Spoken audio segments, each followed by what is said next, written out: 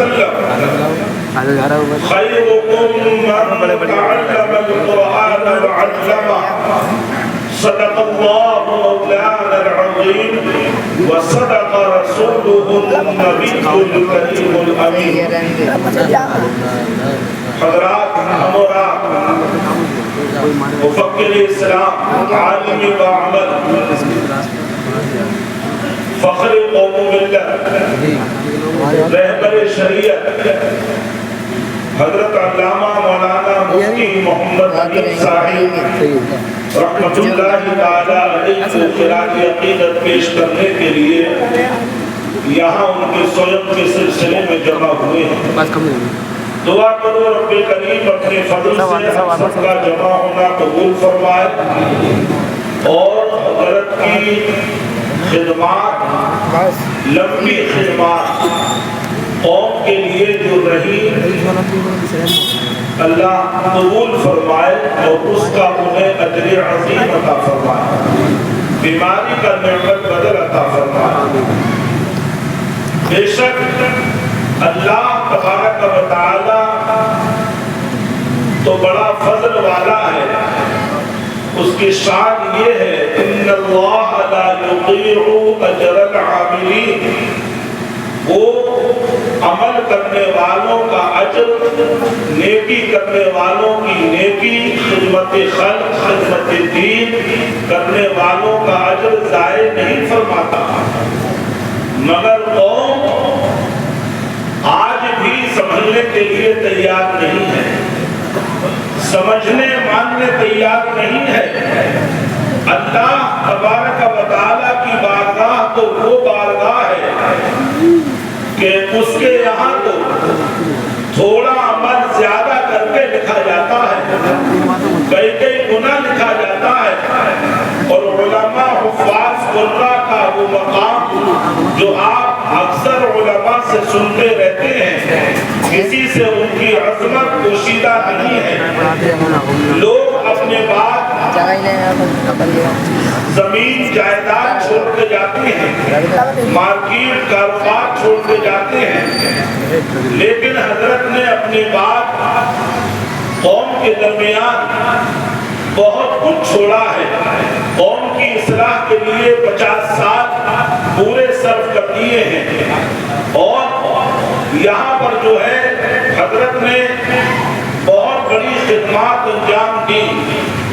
لیکن بڑے افسوس اور دکھ کی بات ہے کہ ہمارے درمیان سے آج تک منافقت ختم نہیں ہو رہی ہے. سورہ منافقون پڑھتے پڑھتے اس کا ترجمہ سنتے سنتے 1400 سال ہو گئے. منافقت کی علامات ظاہر ہوئے, ان کی علامات پڑھتے پڑھتے, لیکن آج بھی ہم اپنی منافقت سے اور طرح طرح کی راجنیتیوں سے, طرح طرح کے فریب اور مکاریوں سے باز نہیں آ رہے ہیں. جس شخص نے یہاں اتنی لمبی خدمت کی, بے لوث خدمت کی, علماء میں ان کا ایک خاص مقام تھا, خاص عظمت تھی, عالم بعمل تھے, اصلاح اور فکری تقریر ان کی ہوا کرتی تھی, قوم کی اصلاح کا ان کے اندر درد تھا, ملت کی ترقی کا ان کے اندر درد تھا.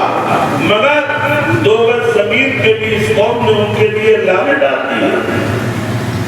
دکھ کی بات یہ ہے کہ ان کے تدفین کو لے کر اتنی بڑی کھینچتان ہوئی. 2 گز زمین کے لیے بھی جس شخص نے کتنے بد مذہبیت کے چھائے ہوئے چھاڑیوں کو صاف کر دیا, جس نے دور تک وہابیت, مودودیت, لاگینیت کو صاف کیا, میدان کے میدان صاف کر دیے, دین متین کی خدمت سے کفر و ضلالت کے, بدعت اور گمراہی کے اس کے اپنے لیے 2 گز زمین کے ملانے پڑ گئے. تعجب دیکھیے کیا کیا جائے, قوم کو کس طرح سے سمجھایا جائے. قوم ابھی بھی جو ہے اچھے خدمت گزاروں کی خدمت کو ماننے کے لیے تیار نہیں ہے, ان کی عظمت کو سمجھنے تیار نہیں ہے. کہ آپ نہیں جانتے ہیں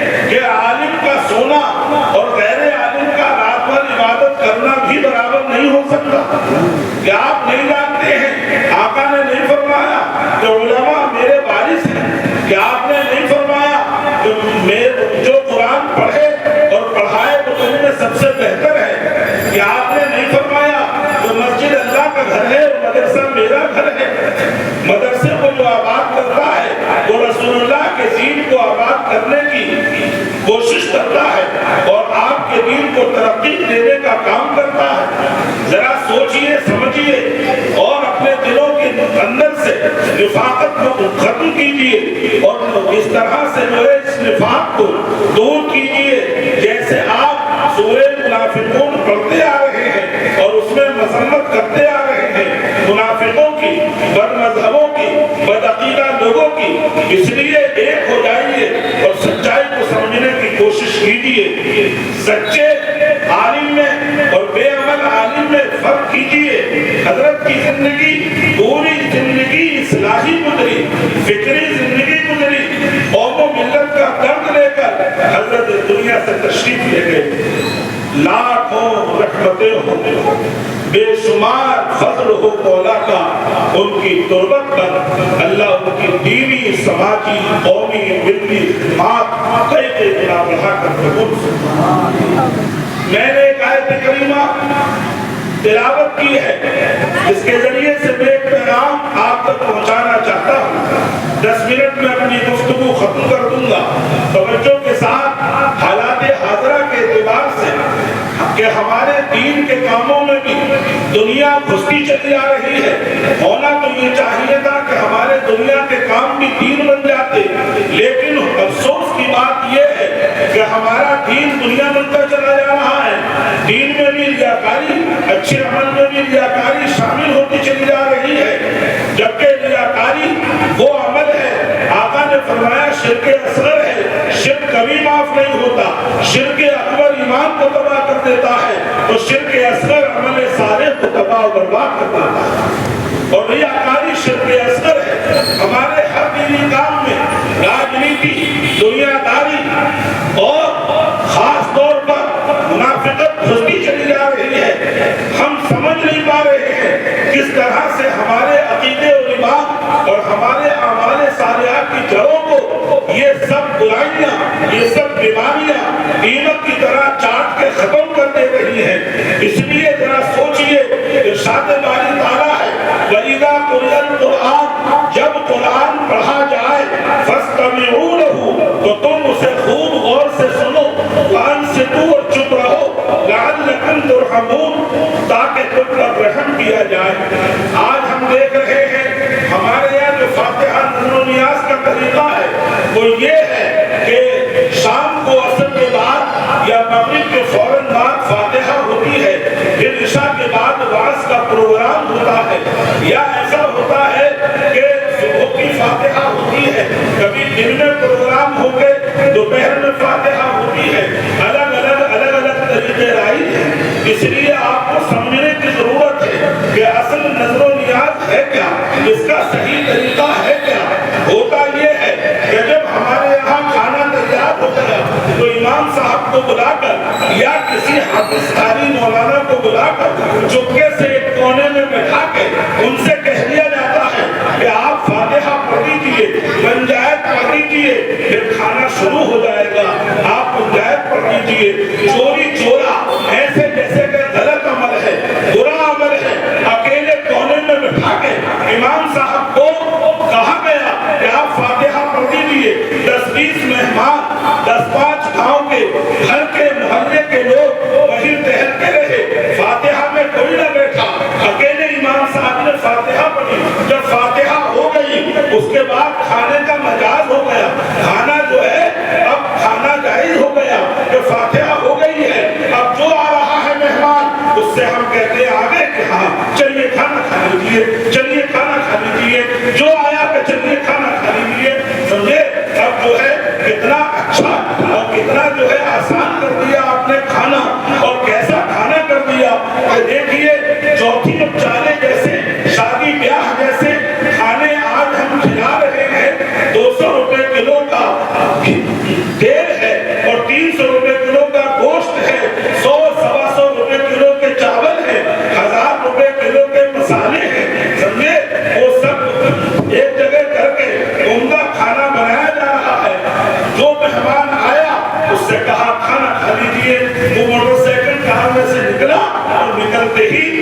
کھانا کھا لیا. یہ تو بڑی اچھی دعوت رہی کہ نہ کلی کرنا پڑی, نہ وضو کرنا پڑا, نہ ہاتھ اٹھا کے آمین ہی کہنا پڑی, نہ الحمد شریف سننا اور پڑھنا پڑی, نہ کچھ شریف سننا اور پڑھنا پڑا, اور کھانا کھایا چوتھی چالے جیسا بریانی حیدرآبادی مراد آبادی اور قورمہ رامپوری کھایا, اور اس کے بعد میں چل دیے. یہ تو بڑی اچھی دعوت رہی. لفافہ بھی دینا نہ پڑا. تھوڑی دیر بعد عورتوں میں کھانا چلا. محترمہ بھی ساتھ میں آئی ہوئی ہے. محترمہ نے جب کھانا کھا لیا پھر صاف صفائی ہونے لگی مکان میں. دیکھا کہ اب جو ہے علماء کا ورود مسعود ہوگا, علماء تشریف لائے ہوئے ہیں, اب وہ بحث کریں گے, نعت خوانی ہوگی, تلاوت کلام پاک ہوگی. اس کے بعد میں جو ہے پتہ نہیں 12 بجے تک پروگرام رہے یا 1 بجے تک چلے. لہذا کھسک لو, چل دو, چل دیے. محترمہ کو بٹھایا, تھوڑا سا کھانا بھانا بچوں کے لیے اور چل دیے. کوئی پوچھے کہاں سے آئے ہیں, 40 میں گئے تھے, 20 میں گئے تھے, کہاں سے آ رہے ہو, فاتحہ میں سے آ رہے. اللہ کے بندو سوچو تو تم نے کیا مرنے والے کے لیے کچھ کیا؟ اتنی آسان کر دیا ہم نے کھانا کھانا کہ کلی بھی کرنا نہ پڑی اور ہاتھ بھی اٹھانا نہ پڑے, آمین بھی کہنا نہ پڑی کسی کی دعا پہ, اور گئے تھے فاتحہ میں, گئے تھے جو ہے ہم کسی کی اصالِ ثواب کی محفل میں نعرہ تکبیر, نعرہ رسالت, استاد العلماء حضرت مولانا مفتی ولی محمد صاحب کو. لہذا یہ ہماری فاتحہ کا حال ہو چکا. قرآن کریم صبح میں پنجایت ہوتی ہے. جب پنجایت ہوتی ہے تو 10-5 لوگ پھلوں کی پرچے بناتے رہتے ہیں, پلیٹیں بناتے رہتے ہیں کہ ایک قطرہ سیب کا, ایک آدھا قطرہ جو ہے وہ کیلے کا, ایسے ہی چند دانے انار کے سب رکھے جا رہے ہیں. برابر حصے بٹ رہے ہیں. ابھی فاتحہ ہوئی نہیں اور ایسے حصے گود میں گرنے لگے جیسے آسمان سے خدا کی رحمت برس رہی ہے کہ وہ ہاتھ اٹھائے نہیں اور گود میں انعام پہلے گر گیا. یہ کیا ہو رہا ہے میرے بھائیوں, ذرا غور تو کیجئے. قرآن پڑھا جا رہا ہے. قرآن کا حکم یہ ہے کہ جب قرآن پڑھا جائے تو خوب غور سے سنو اور چپ رہو. باتیں کرنا منع ہے. قرآن جب پڑھا جائے تو آپ اپنے ہاتھ نہیں ہلا سکتے, انگوٹھے چومنے کے لیے بھی ہاتھ نہیں چلا سکتے. قرآن میں جب قرآن پڑھا جائے اور آقا کا نام نامی اس میں گرامی بھی آئے تو بھی آپ درود شریف نہیں پڑھ سکتے زبان سے. کیوں؟ تو یہ باتیں کیسی ہو رہی ہیں, یہ چونو چرا کیسی ہو رہی ہے, یہ پکچر پلیٹیں کیسے بن رہی ہیں, یہ حصے کیسے بٹن لگے. ابھی تو دعا مانگی نہیں, ابھی تو فاتحہ ہوئی نہیں. تو یہ سب کام ایسے ہیں تھے دین کے, لیکن اس میں بھی ہماری دنیا گھس گئی, ریاکاری گھس گئی اور ثواب کے کام میں سب جو ہے بیکار ہو گئی. ذرا سوچئے کہ ہمارے لیے کتنا ضروری ہے قرآن پڑھنے کے معاملے میں. ہمارے لیے حکم ہے کہ جب پنجایت پڑھی جائے تو وہی لوگ پڑھے آگے بڑھ کے جو حقیقت میں پڑھنا جانتا ہے, جن سے قرآن پڑھنا آتا ہے, جو اچھے مجوید ہیں, قاری و شرحان ہیں, قاعدے و گرامر سے پڑھنا جانتے ہیں, وہی آگے پڑھیں. سینہ جھپٹی نہ کریں. استادی سیدی سندی قاضی شرح حضرت مفتی اعظم رامپور مفتی سعید شاہدی علیہ الرحمہ اس بات کا بڑا خیال رکھتے تھے. وہ پہلے ہی قرآن کو نامزد کر دیا کرتے تھے کہ تمہیں پڑھنا ہے, لائن سے بٹھا دیا کرتے تھے. کوئی آگے ہے تو وہ وہاں پڑھ رہا ہے, کسی کے دل میں آیا تو پیچھے سے پڑھ رہا ہے, جو قرآن کی اور اپنی توہین کرا رہا ہے. جو قرآن پڑھنے والے کی پیٹھ نہیں ہونی چاہیے, پیچھے سے کوئی نہ پڑھے, گھر کے سامنے بیٹھے آگے بیٹھے جہاں ان کی پیٹھ نہ ہو رہی ہو, اور وہی شخص پڑھے جو قرآن پڑھنا جانتا ہے. عام طور پر ہمارے یہاں جب قرآن پڑھا جاتا ہے تیجے میں یہ الگ بات ہے کہ بیرون نماز سجدہ تلاوت فوراً ضروری نہیں ہے, مگر ہم دیکھتے ہیں کہ اکثر تلاوت کرنے والے سجدہ تلاوت کرتے ہیں.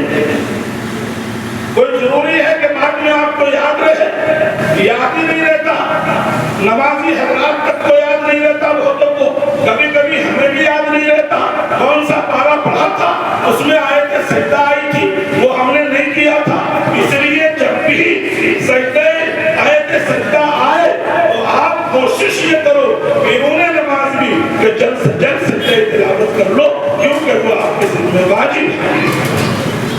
طرح جب چند لوگ مل کے قرآن کریم پڑھ رہے ہیں تو ان کے لیے حکم یہ ہے کہ وہ آہستہ پڑھیں۔ صاحب بہار شریعت حضور صدر الشریعہ بدر الطریقہ مفتی امجد علی صاحب علیہ رحمۃ اللہ نے فرمایا کہ ایسے پڑھنا حرام ہے۔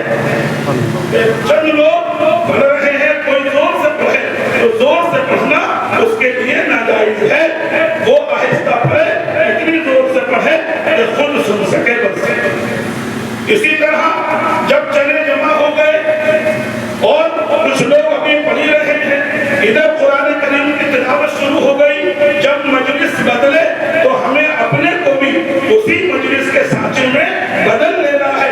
یہ نہیں کہ ہم پڑھتے ہی رہیں، پارے کا پورا کرنا نہ اس وقت ضروری ہے نہ بعد میں ضروری ہے۔ آپ جو ہے مجلس بدل جائے، چنے اکٹھے ہو جائیں، پنجائش شروع ہو جائے یا تقریری پروگرام شروع ہو جائے تو آپ پارے کا زیادہ سے زیادہ رکوع پورا کر کے رکھ دیں۔ کبھی کبھی ایسا ہوتا ہے کہ ایک پارے کو دو لوگ پڑھتے ہیں، دو لوگوں کو اس طرح سے پارا نہیں پڑھنا چاہیے کہ ایک صفحہ تم پڑھ لو ایک میں پڑھ لوں، یہ غلط ہے۔ میرا تلاوت کا سلسلہ کہاں منقطع ہوا، آپ کا کہاں سے ابتدا ہوئی، یہ سوچنے کی بات ہے۔ اس لیے یا تو آپ حافظ ہیں تو ایک ایک سورت کر کے بانٹیں یا ایک ایک رکوع کر کے بانٹیں کہ اس رکوع کو آپ پڑھ لو اسے میں پڑھ لوں۔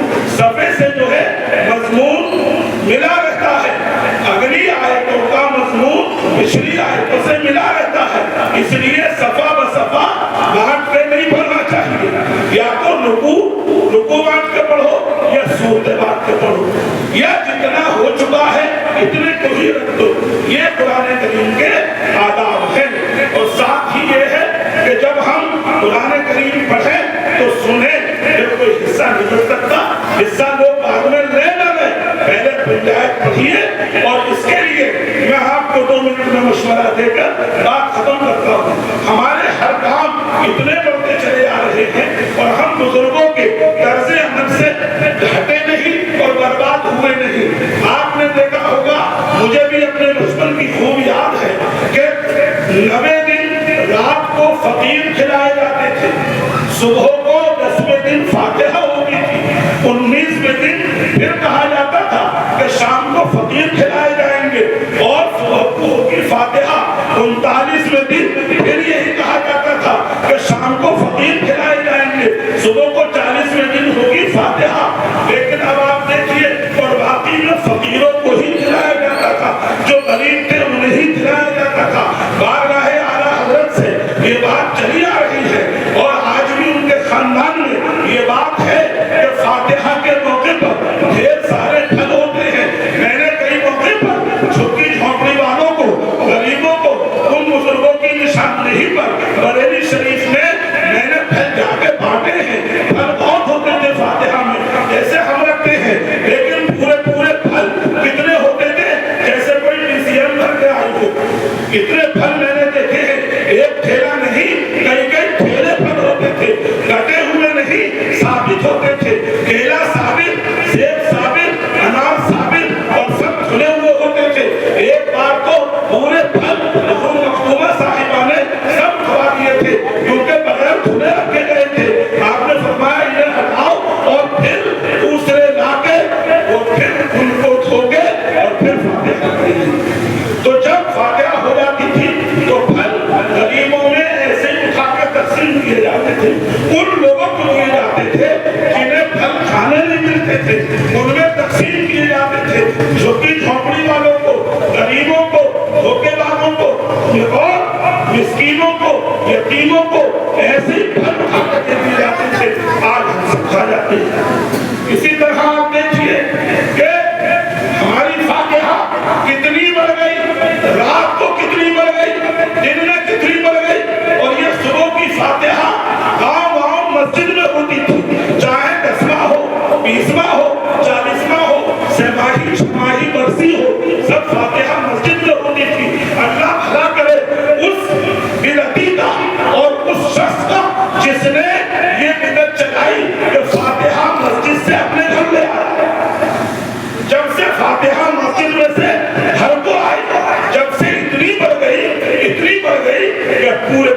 کی ہو گئی.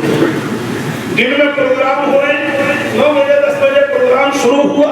بتائیے پڑھانے والے کیا کریں, پڑھنے والے کیا کریں, گورنمنٹ ڈیوٹی والے کیا کریں, پرائیویٹ ڈیوٹی والے کیا کریں, دکاندار کیا کریں, غریب مزدور جو 500 روپے کما کے اپنے بچوں کا گزارا کرتا ہے وہ کیا کرے. اس کا تو پورا دن بیچارے غریب تھا آپ کی فاتحہ کے لیے چلا گیا, پورے دن کی فاتحہ ہو گئی. وہی لوٹیے جہاں سے آپ نکلے ہیں. اللہ کے گھر سے بہتر کوئی جگہ نہیں ہو سکتی.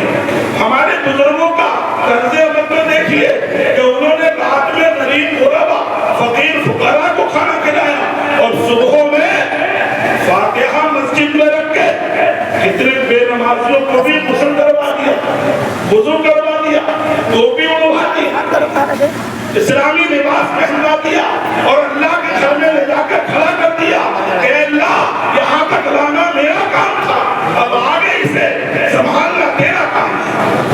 کتنوں پر خدا کی رحمت برستی. 4 رکعت نماز پڑھ کے بعد وضو ہو کے وہ لوگ دعائیں کیا کرتے تھے. اللہ کے گھر سے اچھی جگہ اور کون سی ہو سکتی ہے, لیکن اس فاتحہ کو اسے اپنے کام کو ہم مسجد میں سے نکال کے گھر میں لے آئے اور گھر میں جا کے پورا دن برباد کر دیا. اب فاتحہ ختم ہوئی 1 بجے 2 بجے آپ گئے ہوئے 10 بجے کے, آپ کا پورا دن ختم ہو گیا. خدا را اس کام کو روک. صبح کو جیسے تیجا 7 بجے ہمیشہ ہر موسم میں 1 گھنٹے کے اندر 10ویں کی فاتحہ 20ویں 40ویں کی فاتحہ بھی ایسے یا تو پروگرام رکھ لیجیے 1 گھنٹے کا بس, یا قرآن خانی کرا دیجیے. مسجد میں جیسے نمازی فارغ ہو آپ ہم سے کہیے بھائی پارے لے کے بیٹھ جاؤ, مہمان آتے رہیں گے. 1 گھنٹے بعد فاتحہ شروع ہو جائے کسی کا کام خراب.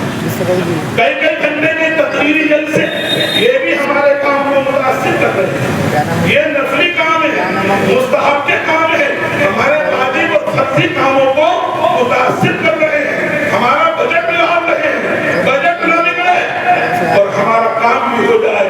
تھوڑا خرچ کریں زیادہ ثواب ملے, تھوڑی دیر کے لیے بیٹھے اور زیادہ ثواب مل جائے, اس سے بہتر ہے کیا ہو سکتا ہے.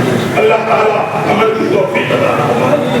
حضرت کی صاحبزادی اہلیہ محترمہ اور ان کے بھائیوں کو صبر جمیل نعمت الرزق عطا فرمائے. پورا گھرانہ دیندار ہے, وہ بھائی سب کی خدمت میں لگے ہوئے ہیں. حضرت نے اپنی زندگی خدمت خلق, خدمت دین اور ہماری اصلاح میں, ہماری فکر میں خرچ کر ڈالی. اللہ تعالیٰ ان کی رحمت فرمائے.